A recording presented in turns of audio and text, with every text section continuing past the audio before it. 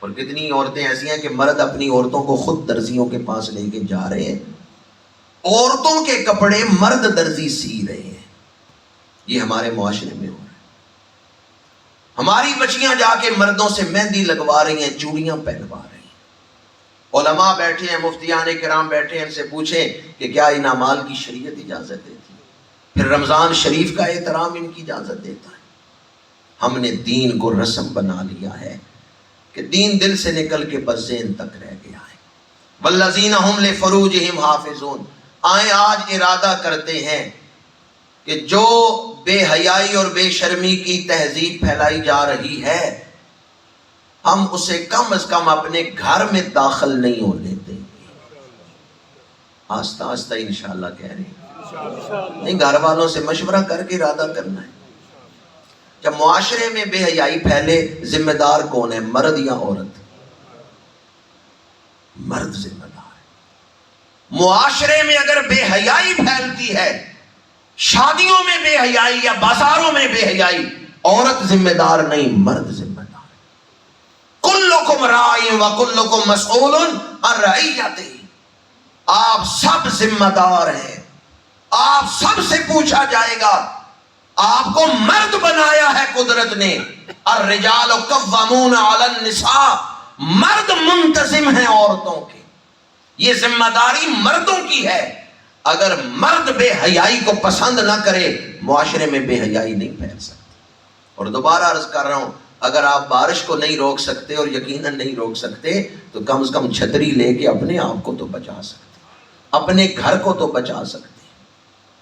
والذین هم لفروجہم حافظون، وہ جو اپنی شرمگاہوں کی حفاظت کرتے ہیں، الا علی ازواجہم او ما ملکت ایمانہم، مگر اپنی بیویوں پر یا شرعی باندیوں پر جو ان کے ہاتھ کی ملک ہیں، فإنہم غیر ملومین، کہ اس جائز طریقے سے اگر کوئی اپنی ضرورت پوری کرتا ہے تو اس پر ملامت نہیں ہوگی۔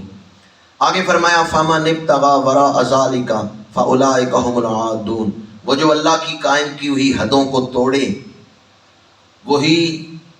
وہ جو اس سے بڑھ کے چاہے، وہ حد سے بڑھنے والے، اللہ کی حدوں کو توڑنے والے۔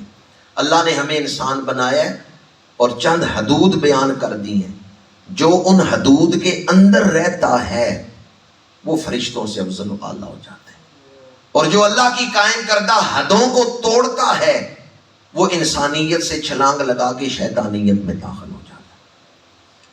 زندگی ان حدوں کا خیال رکھنے کا نام ہے کہ میری حد کیا ہے۔ جبریل معصوم ہے، فرشتوں کے سردار ہیں، معراج کی رات جب سدرہ پہ پہنچے، عرض کیا یا رسول اللہ میں اس سے آگے نہیں جا سکتا۔ اپنی حد جانتے تھے، بچ گئے۔ جو اپنی حد جانتا ہے وہ بچ جاتا ہے، جو حد میں رہتا ہے وہ بچ جاتا ہے۔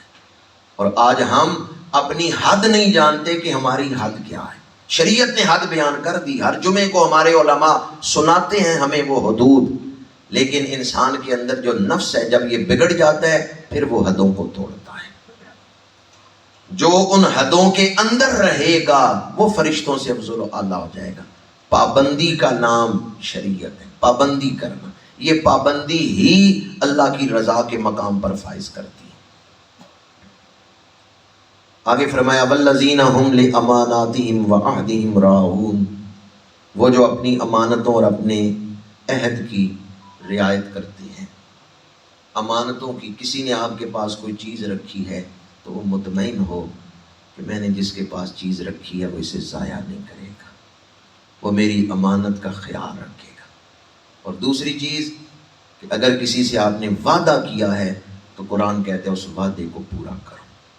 جب آدمی سرکاری ملازمت کرتا ہے تو اس نے گورنمنٹ کے ساتھ ایک وعدہ کر لیا کہ اس وقت سے اس وقت تک میں ڈیوٹی دوں گا۔ کسی پرائیویٹ ادارے میں کوئی ملازمت لیتا ہے تو اس نے بھی وعدہ کر لیا۔ دکاندار سودا بیچ رہا ہے، ریٹ طے ہوا ہے کہ فلاں کوالٹی کی چیز اتنے ریٹ پہ ہے، اب اگر وہ اس کوالٹی کی چیز نہیں دیتا تو وہ وعدہ خلافی کر رہا ہے۔ وعدہ جو ہے یہ پوری زندگی میں پھیلا ہوا ہے۔ ایک وعدہ ہم نے اللہ سے بھی کیا ہوا ہے، الست بربکم قالوا بلی۔ جب کوئی کلمہ پڑھتا ہے لا الہ الا اللہ محمد الرسول اللہ صلی اللہ علیہ وآلہ وسلم، تو وہ وعدہ کر رہا ہے حقوق اللہ اور حقوق العباد کو ادا کرنے کا۔ ہر مسلمان اس وعدے کا پابند ہے جو وعدہ اس نے کلمہ پڑھ کے کیا ہے۔ اگر یہ آیت ہی پیش نظر رہے تو ساری زندگی میں جو جو خرابیاں برائیاں ہیں وہ نکل جائیں اور زندگی نیکیوں کے سانچے میں ڈھک جائے۔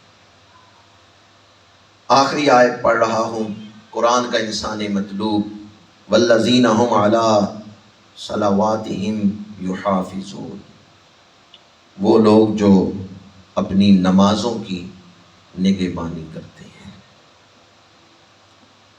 ابتدا میں بھی نماز کا ذکر ہے، آخر میں بھی نماز کا ذکر ہے۔ شروع میں بھی فرمایا وہ جو اپنی نمازوں میں گڑ گڑاتے ہیں، یہاں فرمایا وہ جو اپنی نمازوں کی نگہبانی کرتے ہیں۔ اس سے پتہ چلتا ہے کہ اگر آپ اللہ کا پسندیدہ بندہ بننا چاہتے ہیں تو سب سے زیادہ نماز پر دھیان دیں کہ نماز اس طرح ادا کریں جس طرح ادا کرنے کا حکم ہے۔ نماز آپ کو اس راستے پہ چلا دے گی جس راستے پہ چلنے والا اللہ کا پسندیدہ بندہ مرتضیٰ بن جاتا ہے، جس پہ اللہ راضی ہے انسان پھر وہ بندہ بن جاتا ہے۔ تو نماز کی اہمیت سورہ مبارکہ المومنون کی آیت نمبر 9 واضح کر رہی ہے کہ شروع میں بھی نماز کا ذکر ہے، آخر میں بھی نماز کا ذکر ہے۔ وہاں نماز میں اخلاص کا، خشوع کا ذکر ہے، اور یہاں نماز کی حفاظت کا ذکر ہے۔ جب کوئی آدمی خضوع و خشوع سے نماز پڑھ کے نکلتا ہے تو شیطان کہتا ہے میں اس کے پاس نماز رہنے نہیں دوں گا۔ وہ کوئی ایسا جملہ زبان سے نکلواتا ہے یا کوئی ایسا کام کرواتا ہے کہ پچھلی عبادات ضائع ہو جائے۔ پریا اسی دا جانیے جس دا توڑ چڑھے، اولئک ھم الوارثون، یہی لوگ ہیں جو وارث ہیں۔ الذین یرثون الفردوس، یہ فردوس کی میراث پائیں گے، جنتوں میں ایک بلند درجے کی جنت، ہم فیہا خالدون، وہ اس میں ہمیشہ رہیں گے۔ تو جنت الفردوس کے وارث کون ہیں؟ جن میں یہ خوبیاں پائی جائیں۔ اگر ہم سورہ مومنون کی پہلی 10 آیتیں یا 11 آیتیں یاد کر لیں، انہیں نمازوں میں ہم تلاوت کرتے رہیں، بار بار پڑھتے رہیں، تو بار بار پڑھنے سے یہ ہمارا حال بن سکتی ہیں۔